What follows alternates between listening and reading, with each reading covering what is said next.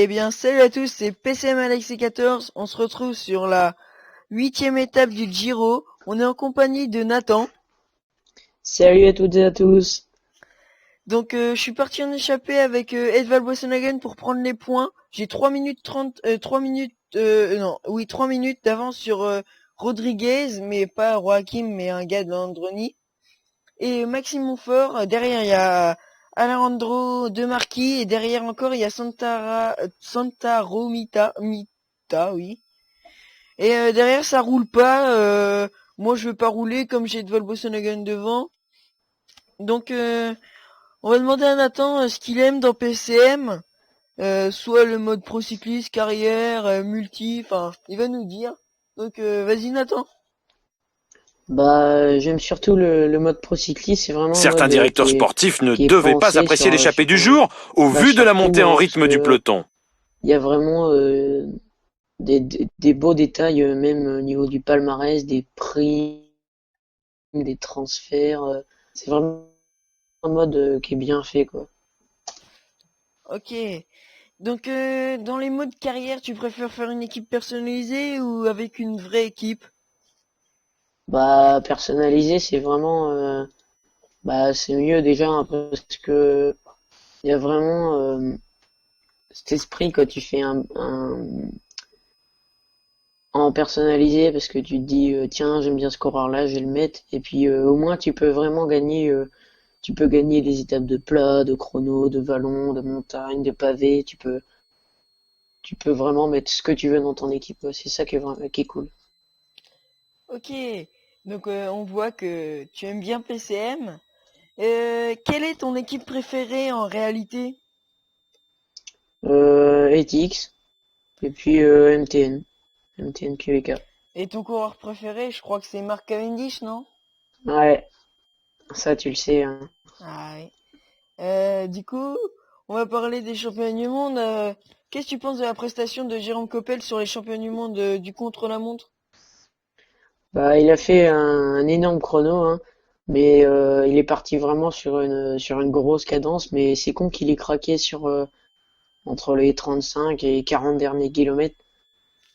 En haut niveau, à partir de 35-40 kilomètres, il a craqué. C'est peut-être ça qui lui a coûté le maillot, hein, tout simplement. Oui, enfin, on a vu que Vasil Kirinka était très fort sur ces championnats du monde. À chaque chrono intermédiaire, il battait les deux favoris qui sont décevants, Tony Martin et Tom Dumoulin. Pas vrai?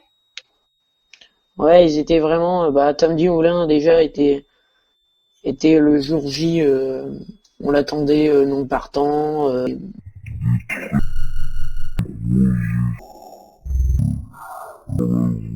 Et puis je pense qu'il a mal récupéré quand même. Et puis Ouais, Tony Martin, il a été un peu décevant quand même. ouais. Mais après, Tony Martin, après ses chutes sur le Tour de France, on peut encore lui trouver l'excuse, mais bon, quand même, il a été décevant. Et qu'est-ce que tu penses de Kevin Le Danois, le récent champion du monde U23? Jackie, alors là je ne connais Bah, pas ce coureur, de qui c'est c'est ce vraiment un coureur, de qui coureur s'agit-il? Il qu'il a semble que ce mérité soit ce titre. Diego Ulissi qui passe à Ils ont vraiment l'offensive. bien joué la course. Et puis bravo à eux. Ouais. Donc, je sais pas si t'aimes bien un des grands concurrents de Cavendish, qui est Peter Sagan, qui est devenu le nouveau champion du monde sur route. Est-ce que tu trouves que sa performance va l'aider pour ses futures années? L'aider, pas vraiment, parce que toutes les équipes, déjà, à mon avis, veulent de Peter Sagan. Mais oui, c'est vraiment la consécration pour lui. Il a jamais eu de grosses courses à son compteur. Il n'a pas eu de classiques, il n'a pas non plus énormément d'étapes sur les grands tours, mais il mérite vraiment ce, ce titre de champion du monde. Ouais, c'est vrai. Donc, je sais pas si t'es content, même si c'est tes deux préférées équipes. T'aurais préféré qu'il reste à la TX ou qu'il parte à la MTN comme il l'a fait? Vu que Kittel s'annonce signé chez Etix, il a bien fait de partir. Et puis même chez Etix, il commençait déjà à être vraiment confiance en lui, alors que chez MTN, ce sera vraiment le sprinter, le coureur en qui on fait confiance chez MTN, quoi. Et ouais, c'est bien pour Cavendish. Puis en plus, dans cette équipe, il emmène Mark Renshaw et Bernard Eizel, son ancien coéquipier de la Sky. Donc pour son train, je pense que ça va être bien. Mais après, je sais pas s'ils vont avoir un très bon train parce que déjà avec Siolek, enfin s'il reste à la MTN parce qu'on sait pas encore. Mais donc je sais pas ce que tu en penses du futur train de la MTN Kubeka pour emmener Cavendish. Ils ont moyen d'avoir une fusée hein, entre Sbaragli, Eisel, Renshaw, qui est vraiment le poisson pilote de Cavendish et pas quelqu'un d'autre. Hein. Franchement, ils ont vraiment moyen d'avoir un train énorme. Ouais. Donc du coup, je sais pas qu'est-ce que tu as envie de parler de l'actualité du vélo ou de PCM. Enfin, dis-nous des idées ou un truc comme ça. Bah, je sais pas, l'actu du vélo. Ok, bah donc es-tu content que Kwiatkowski parte à la Sky? Bah, à Etix, franchement, moi j'aurais bien aimé qu'il reste à Etix ou alors qu'il parte à une autre équipe, mais pas à la Sky, quoi. Parce que il est parti d'Etix parce que Lefebvre, il voulait que Kwiatkowski vise les classiques et Kwiatkowski, lui, il voulait aussi viser les grands tours. Et Patrick Lefebvre, ça, il voulait pas. Alors que Sky, pour les grands tours, c'est vraiment, c'est fini, quoi, hein. Froome sur les grands tours et puis voilà.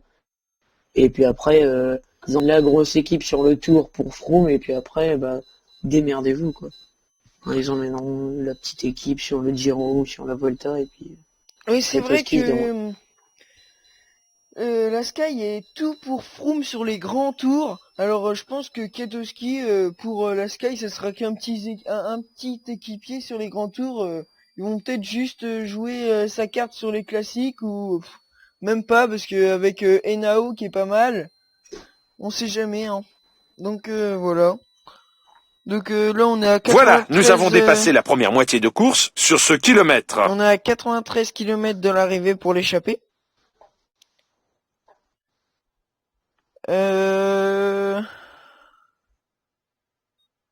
On va essayer d'aller chercher les points de sprint avec Bosenhagen qui arrive dans 26 km. Donc Nathan, qu'est-ce que tu es en train de faire tout de suite sur PCM? Bah, je suis en train de faire mon procycliste, hein. C'est un procycliste qui est vraiment bien, je trouve, hein. Bah, je l'ai appelé comme moi, hein, Nathan Regnault, j'ai 25 ans, je suis français de Basse-Normandie, je suis à ma 7e saison, j'ai gagné les 3 grands tours, je suis champion de France du chrono, champion du monde, et bah là, je viens de gagner le Tour de Lombardie. Ah oui, c'est que quand même tu es costaud avec ce procycliste. On voit que tu es un futur grand, déjà à 25 ans à avoir remporté les 3 grands tours. Je pense que t'es le seul à avoir fait ça. Bah, déjà, à partir de maintenant, je vais quand même pouvoir gagner 2, 3 fois les 3 grands tours dans la même année, ça c'est faisable en cycliste, hein. Oui. Donc dis-nous en quelle difficulté tu joues. Bah, je joue assez souvent en difficile, mais du coup, c'est marrant un peu de jouer en normal, ça permet de gagner un peu plus. Enfin, faut vraiment être très très très très fort. Une question. Qui est ton youtubeur préféré? De PCM, Oh, de tout, de tout. sans hésitation, Quamoingus, et en deuxième position, PCM Alexis 14. Ah. Ouais, t'inquiète. T'inquiète pas, j'attends que ça. Donc, l'autre jour, sur mon autre vidéo, j'ai eu un message de Mister PCM qui me dit, euh, qui me dit qu'il attend de voir la suite parce que il aime bien ce que je fais, il attend de voir si je suis bien ou pas. Donc je le remercie et surtout pour sa DB, sa database cyclocross qui est hyper bien. Moi je joue souvent avec mon équipe préférée de cyclocross qui est les Pays-Bas avec surtout Mathieu Van Der Poel et Lars van der Haar. La sélection s'opère par l'arrière. La liste des décrochés ne cesse d'augmenter. Donc je sais que toi, Nathan Regnault, ton préféré, je pense que c'est Gavira, le futur grand sprinter qui vient de battre Greppel sur le Tour of Bretagne. Pas vrai? Bah, ouais. J'en ai plusieurs, hein. J'en ai 5-6 des jeunes que j'aime bien et bah ouais, j'aime bien quand même m'intéresser aux jeunes coureurs, voir un peu ce qu'ils font et puis voir un peu de leur évolution si dans 5-6 ans ils vont commencer à gagner des grosses courses ou pas du tout. Ok. Enfin, je pense que c'est une bonne recrue de la Ethics d'avoir recruté Fernando Gavira, parce que je pense qu'il va devenir même plus fort que Kittel. Même si Kittel c'est pas officiel, mais il y a des rumeurs comme quoi il irait à la Ethics. Si par exemple Gavira fait partie de son poisson pilote, j'espère pas que ça va y être pour lui, mais si c'est ça, ça va être un gros train. Bah si Graveria et poisson pilote de Kittel, c'est nul hein, parce que Gaviria est trop fort pour être le poisson pilote d'un mec comme Kittel. S'il arrive à battre des sprinters de calibre comme Greppel ou Cavendish sur le Tour de Saint-Louis, c'est que c'est pas non plus C'est pas n'importe qui. ouais, voilà. Donc, est-ce que tu fais du vélo en réalité, Nathan? Bah oui, évidemment, c'est un peu je tourne autour de ça dans ma vie, hein. Il suffit de voir dans ma chambre, hein, tous les posters de vélo, les trucs comme ça, enfin, Et en faut quelle dire catégorie tu es? en minime comme toi, je crois. Oui, l'année prochaine, on sera plus ensemble, hein. Ouais, Parce c'est que en j'ai un an cadet. de plus que Nathan et je vais passer KD1. Je pense que ça va être dur, mais bon, Nathan, normalement, on devrait avoir au moins une victoire l'année prochaine, hein, parce qu'avec toutes ces places de 2 cette année, Ah bah on espère, hein, on croise les doigts. ouais. Donc, qu'est-ce que tu as comme vélo? Bah la plupart d'entre vous vont pas connaître, mais j'ai un Cosedias. Bon, c'est un bon petit vélo carbone, assez rigide, hein, petite taille. J'ai des Cosmic SLE avec un groupe 105, un très bon vélo. Ok. Et tu fais que du vélo de route ou tu vas faire comme piste, VTT, cyclocross, etc. Bah de février jusqu'à septembre on fait de la route. Et puis après on fait nos coupures, cyclocross. Et puis j'aime bien faire 2 courses de VTT, surtout bon, ça permet de changer un peu de la route, ça. Et puis Ok. on vient sur le VTT pour rigoler, on n'en vient pas pour faire non plus une place exceptionnelle. Oui, c'est juste pour s'amuser. Le Oui, principal, c'est de s'amuser dans le vélo. ouais, faut prendre du plaisir, sinon on n'ira pas bien loin. Oui, voilà. Donc moi aussi, comme vélo, j'aurai un nouveau vélo. Ce sera le vélo de Chambéry Cycliste, la réserve de AG2R. Ce sera un Ils ne sont Focus. plus beaucoup à suivre l'allure infernale. Donc ça sera un Focus avec des zips et du SRAM Force. Alors que moi, j'adore le SRAM. Avant, j'étais On en annonce Shimano. la chute d'un coureur. Avant, j'étais en Shimano et je suis passé en SRAM avec mon vélo que j'ai tout de suite. Et je pourrais presque plus quitter le SRAM maintenant. Alors que Nathan, est-ce que tu pourrais nous dire qu'est-ce que tu auras comme vélo de cyclocross ou qu'est-ce que tu as comme vélo de cyclocross? Bah le magasin de vélo du coin Et ben ils vont, comme j'ai pas de cyclocross, hein, ils m'ont vendu la saison dernière. Et ben ils vont tout simplement me prêter un cyclocross pour la saison de cyclocross. C'est un Ridley carbone groupe 105. C'est un 2016 carbone avec groupe 105, les roues. Je sais plus ce que c'est, mais franchement je pense que Suffit. c'est ce qu'il me faut. Et en VTT, qu'est-ce que tu as?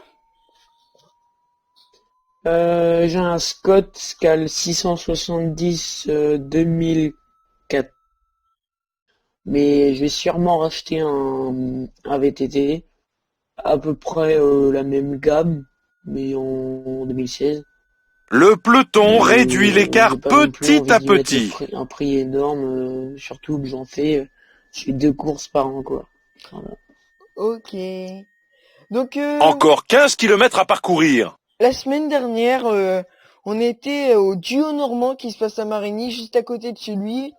Et qu'est-ce que tu as pensé de ce duo normand, Nathan? Bah, c'était vraiment un bon duo normand, que ce soit au niveau des non licenciés, des départementaux, des juniors, de tout ce qui peut exister comme Richie Porte est catégorie. parti en Et contre-attaque maintenant. même les La pros, il n'y avait sélection pas par non l'arrière se plus poursuit. Encore des des grands coureurs qui noms, se font lâcher. mais ouais, il y avait vraiment une belle course. Donc, comme j'ai pu vous le dire dans la précédente vidéo, on a réussi à choper, enfin moi j'ai réussi à choper Encore 10 kilomètres à parcourir. 3 bidons de la Top Sport Vanderen et j'ai 2 bidons de Jail Wallace et un bidon de Victor Compirnate, je crois. Et un bidon de Veranda Williams et un bidon de Rus Vélo. Et ceux qui ont gagné, c'est Jail Wallace et de la Top Sport et Victor Compirnate. Excusez-moi pour la prononciation. Et donc, Nathan, est-ce que tu as récupéré des bidons, toi?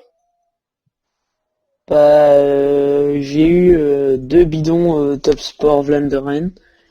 J'en ai eu un de Yale Wallace et un de Victor Kampenaert. Je sais que c'est ça.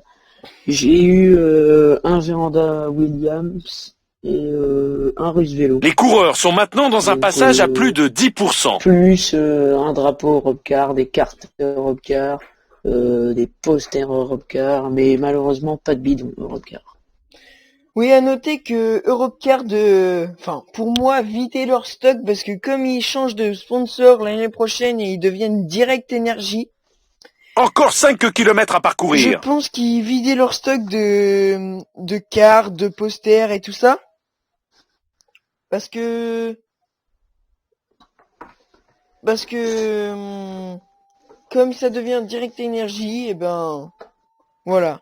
Et qu'est-ce que tu penses de la prestation de Sylvain Chavanel sur le championnat de France de poursuite individuelle qui vient d'être champion du monde ce soir là? Euh, Bah, pour être honnête, je sais pas ce que j'ai pas regardé.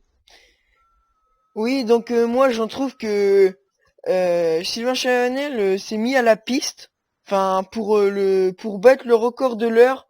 Donc je pense que il s'est mis à la poursuite, enfin il a fait les championnats de France, c'est pour se préparer au record de l'heure. Et il est devenu champion de France de la poursuite individuelle juste devant Julien Maurice qui était au duo normand.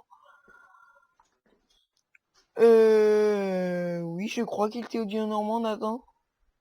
Oui, oui, c'était Julien Maurice Et et Morgane Lamoisson. voilà, c'était les Donc deux là. c'était les deux là. Et il est champion de France devant lui. Et donc je pense que c'est pour préparer le record de l'heure qu'il va préparer. Mais enfin pour moi je pense pas qu'il va battre le record de l'heure de Wiggins. Les coureurs plongent dans la descente en direction de Donc l'arrivée. enfin à espérer pour lui qu'il batte le record. Romain Bardet lance Donc le sprint qu'est-ce que maintenant. tu en penses du record de l'heure de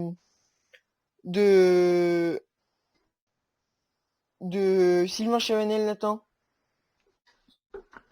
Déjà, il fait de la piste pour essayer de s'habituer au pignon fixe, hein, parce que c'est pas vraiment un spécialiste de ce type de vélo. Et puis, bah non, Wiggins a vraiment mis la barre très très haute en faisant 54 km 425 ou un truc dans le genre. Mais oui, il a vraiment mis la barre très très très haute. Et à mon avis, ça va être vraiment dur à battre. Ok, donc là, on vient d'assister dans le jeu, par contre, de la victoire de Romain Bardet devant Warren La Barguil, course est jouée, mais les malheureux du jour continuent à arriver. devant C'est Warren, dur pour le moral. devant Warren Barguil de mon équipe, donc doublé. Je vais vous dire le top 10. Romain Bardet, Warren Barguil, Mikel Landa, Diego Luisi, Steven Kruijswijk, Domenico Pozzovivo, Rigoberto Urán de la ETX, Nathan, Ricardo Zoidel, Roman Kreuziger et Léopold Koenig. Qu'est-ce que tu penses de Rigoberto Urán? Giro, décevant sur le tour, mais il s'est quand même rattrapé en gagnant le Grand Prix cycliste de Québec. Il aurait pu faire une meilleure saison, même si, bon, c'est pas non plus le grimpeur par excellence. Voici maintenant les meilleurs bon, moments de la on lui course. pardonne ça, hein, on peut pas non plus espérer de top résultats pour tous les coureurs qui existent. Bah moi, Rigoberto Urán à la ETX, je trouve que il a pas assez d'équipiers pour la montagne. Non? Bah, en fait, à Ethics, ils ont plus une équipe orientée euh, puncher, chrono et bah, surtout classique du Nord. Vraiment, c'est vraiment la grosse équipe en ce qui concerne tous les pavés. Oui, c'est Mais vrai. oui, il a quand même très peu d'équipiers en montagne. Oui, C'est un donc peu le. Nathan, la vidéo va se terminer ici parce que on est à la page des résultats et on voit le général. Donc je suis leader avec Romain Bardet avec 4 minutes 34 d'avance sur Barguil de mon équipe. 6,39 sur Domenico Pozzovivo qui s'est écrasé la première étape de montagne, l'étape 5 qui s'est écrasé. Il était avec Barguil et moi, et Barguil et Romain Bardet. Et à la flamme rouge, au sprint, il s'est complètement écrasé. Et Carlos Betancourt, dans cette étape ici, fait que 13e, mais avec un 76 en montagne. C'est pas trop ça, il est 4e au général, égalité avec Roman Kreuziger, mais je pense que demain, il pourrait peut-être jouer la gagne, Carlos Betancourt, sur cette étape de vallon. À noter qu'il avait gagné l'étape 7 devant Edvald Boasson Hagen qui avait fait deuxième.